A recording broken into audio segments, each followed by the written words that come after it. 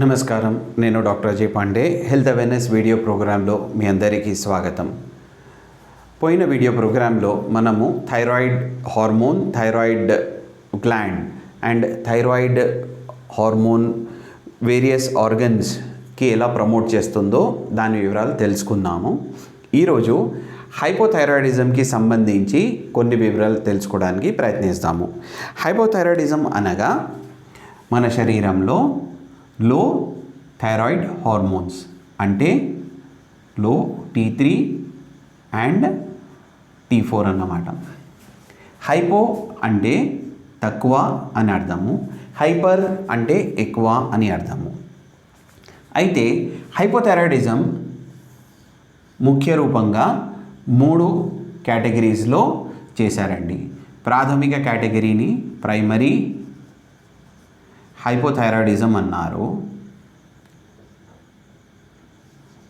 రెండవ దానికి కేంద్రీయ అంటే సెంట్రల్ హైపోథైరాయిడిజం అన్నారు. మూడవ దానికి కంజైనటల్ అంటే పుట్టుకతో ఉండే హైపోథైరాయిడిజం అన్నారు. ఇప్పుడు ఈ కేటగిరీస్ని ముందుగా అంటే ఫర్దర్గా ఎలా క్లాసిఫై చేశారో చూద్దాము. ప్రైమరీ హైపోథైరాయిడిజంలో ముఖ్యంగా మన శరీరంలో ఉండే యాంటీబాడీస్ మన థైరాయిడ్ గ్లాండ్కి ఆపోజిట్గా పనిచేస్తాయండి. దానివల్ల మన శరీరంలో లో థైరాయిడ్ హార్మోన్ సెక్రీషన్ అంటే లో థైరాయిడ్ హార్మోన్ రావడం మొదలవుతుంది. అదే హైపోథైరాయిడిజంకి కారణమవుతుంది. దీనికి మంచి ఉదాహరణ హాషిమోటో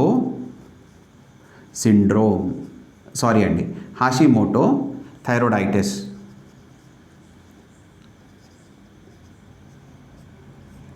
హాషిమోటో థైరాయిడైటిస్ సామాన్యంగా మహిళలలో ఎక్కువగా కనిపిస్తూ ఉంటుంది. ఇది కాకుండా పోస్ట్ పార్టమ్ థైరాయిడైటిస్ అంటే గర్భ సమయంలో లేదా డెలివరీ సమయం తర్వాత 1 సంవత్సరం లోపు థైరాయిడ్ గ్లాండ్ ఇన్ఫ్లమేట్ అయ్యి లో థైరాయిడ్ హార్మోన్ కారణమై హైపోథైరాయిడిజంకి అవుతున్నట్టు కొంతమంది మహిళలలో చూశారండి. సామాన్యంగా డెలివరీ తర్వాత మహిళల యొక్క ఇమ్యూన్ సిస్టమ్ తగ్గిపోతుంది. ఈ తగ్గిన ఇమ్యూన్ సిస్టమ్ మళ్ళీ కొన్ని రోజులకి నార్మల్ అవుతుంది.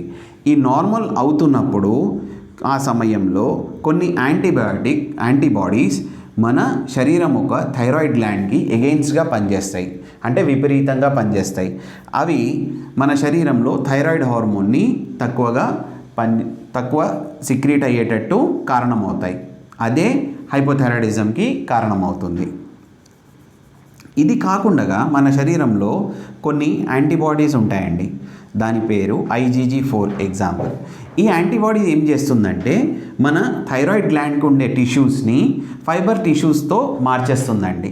ఆ ఫైబర్ టిష్యూస్ వల్ల థైరాయిడ్ హార్మోన్ సెక్రీట్ కాలేదు. సో అది కూడా లో లెవెల్ ఆఫ్ థైరాయిడ్ హార్మోన్ని సెక్రీట్ చేయడం వల్ల హైపోథైరాయిడిజంకి కారణమవుతుంది. దీనికి రెడిల్ థైరాయిడైటిస్ అని కూడా అంటారు. దీంట్లో థైరాయిడ్ గ్లాండ్ రాయిలాగా మారడము లేదా చెక్కలాగా అయిపోవడము అవుతుంటుందండి. ఇది కాకుండా వైరస్ కూడా ఒక కారణమవుతుందండి. ఏది మన థైరాయిడ్ హార్మోన్ సిక్రీషన్ తగ్గడానికి. దానికి మంచి ఉదాహరణ వైరస్ దానికి సబ్ ఎక్యూట్ గ్రాన్యులోమటస్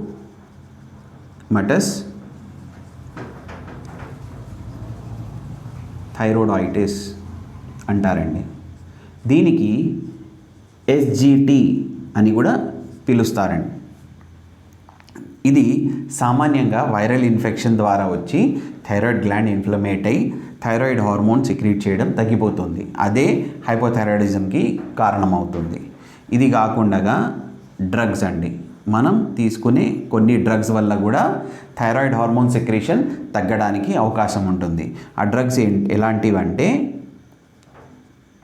ఎమియోడ్రైన్, లీథియం, తర్వాత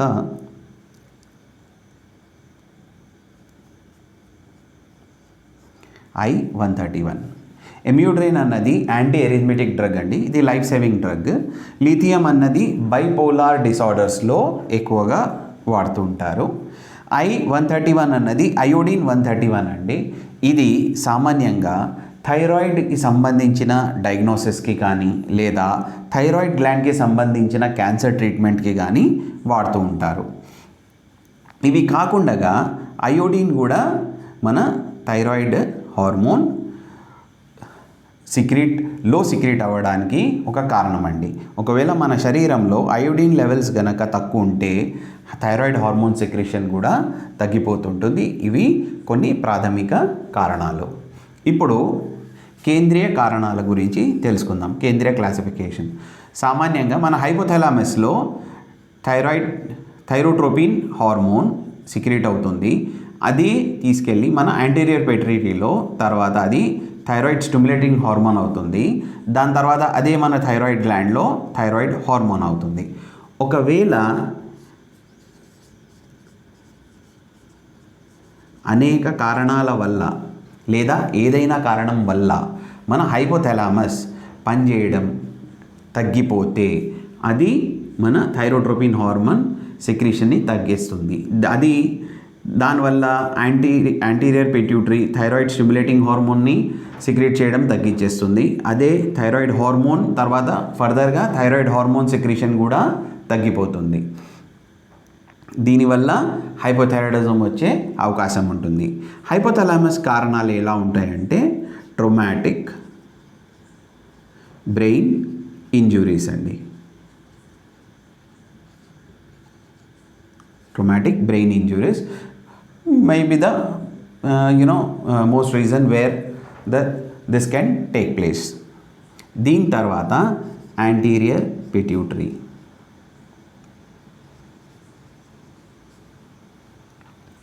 ఒకవేళ మన యాంటీరియర్ పిట్యూటరీ గ్లాండ్ సరిగ్గా పనిచేయలేక లేదా ఏదో కారణం వల్ల థైరాయిడ్ స్టిమ్యులేటింగ్ హార్మోన్ని సిక్రీట్ చేయడం తగ్గించేసింది అనుకోండి, అది ఫర్దర్గా పోయి మన థైరాయిడ్ గ్లాండ్లో థైరాయిడ్ హార్మోన్ సిక్రీషన్ తగ్గిపోతుంది.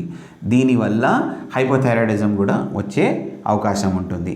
యాంటీరియర్ పిట్యూటరీకి సంబంధించిన మంచి ఉదాహరణ ఏంటంటే షీహాన్ సిండ్రోమ్ అండి. ఈ షీహాన్ సిండ్రోమ్ వల్ల ఏమవుతుందంటే యాంటీరియర్ పిట్యూటరీకి సామాన్య రూపంలో వెళ్ళాల్సిన మాదిరిగా బ్లడ్ వెళ్ళకుండా దానికి తగ్గడం వల్లే ఈ యాంటీరియర్ పిట్యూటరీ తన పని తగ్గియడం వల్ల థైరాయిడ్ స్టిమ్యులేటింగ్ హార్మోన్ అవ్వడం తగ్గిపోయి అది ఫర్దర్గా థైరాయిడ్ గ్లాండ్లో థైరాయిడ్ హార్మోన్ సెక్రీషన్ తగ్గిపోతూ ఉంటుంది. ఇది కాకుండా మన ట్యూమర్స్ ఉంటాయి కదండి, ఈ ట్యూమర్స్ కూడా ఈ ప్రాసెస్ని thyrotropin hormone thyroid stimulating హార్మోన్ని secrete చేయడంలో తగ్గియడం వల్ల చివరికి అది థైరాయిడ్ గ్లాండ్లో థైరాయిడ్ హార్మోన్ సిక్రీషన్ తగ్గి మళ్ళీ హైపోథైరాయిడిజంకి కారణమవుతాయి. ఇప్పుడు పుట్టుకతో లేదా కంజైనటల్ హైపోథైరాయిడిజం ఏంటో తెలుసుకుందాము. తల్లి యొక్క యాంటీబాడీస్ పిల్లవాడి థైరాయిడ్ గ్లాండ్కి ఎగెయిన్స్ట్గా పనిచేస్తే అప్పుడు ఈ థైరాయిడ్ హార్మోన్ సిక్రీషన్ అన్నది తగ్గిపోతుందండి. ఇది కూడా హైపోథైరాయిడిజంకి పెద్ద కారణమవుతుంది. ఇది కాకుండా ఒకవేళ యాబ్సెస్ ఆఫ్ థైరాయిడ్ గ్లాండ్ అండి, అంటే థైరాయిడ్ గ్లాండ్ అసలు ఫామే కాలేదు, యాబ్సెస్ ఆఫ్ థైరాయిడ్ గ్లాండ్. అప్పుడు ఇది ఏమవుతుందండి, థైరాయిడ్ గ్లాండే లేనప్పుడు థైరాయిడ్ హార్మోనే ఉండదు. థైరాయిడ్ హార్మోన్ ఉండకపోతే ఏమవుతుంది? హైపోథైరాయిడిజంకి వెళ్ళిపోతుంది. ఈ యాబ్సెస్ అంటే థైరాయిడ్ గ్లాండే లేని దాన్ని ఏమంటారంటే ఏజెనెసిస్ అని చెప్తారండి. ఏజెనెసిస్ అని పిలుస్తారు. ఒకవేళ థైరాయిడ్ గ్లాండ్ ఫామ్ అయింది కానీ అది ఇంప్రాపర్గా ఫామ్ అయింది, ఇమ్మెచ్యూర్డ్గా ఫామ్ అయింది, అప్పుడు థైరాయిడ్ హార్మోన్ సిక్రీట్ తగ్గిపోతుంది. థైరాయిడ్ హార్మోన్ సిక్రీట్ తగ్గిపోతే బ్యాక్ టు ఇది కూడా హైపోథైరాయిడిజంకి కారణమవుతుంది. ఇలా ఫామ్ అయిన ఏది ఇమ్మెచ్యూర్డ్ లేదా తక్కువగా ఫామ్ అయిన థైరాయిడ్ గ్లాండ్ని ఏమంటారండి? డిస్జెనెసిస్ అని చెప్పి చెప్తారండి. దీనికి ఇది కాకుండా మనము మన పాత వీడియోలో మనం ఒకసారి చూసాం కదా, థైరాయిడ్ గ్లాండ్ అన్నది ఫాలిక్యులర్ సెల్స్తోని ఫామ్ అయి ఉంటుంది. ఫాలిక్యులర్ సెల్ షేప్ కాస్తో కూస్తో ఇటు అటుగా ఇలాగే ఉంటుంది అని చెప్పేసి. ఈ ఫాలిక్యులర్ సెల్స్లో ఎంజైమ్స్ ఉంటాయండి. ఒకవేళ ఈ ఎంజైమ్ డెఫిషియన్సీ అవుతే అప్పుడు థైరాయిడ్ హార్మోన్ సెక్రీషన్ కూడా తగ్గిపోతుంది. ఈ డెఫిషియన్సీని హార్మోనోజెనెటిక్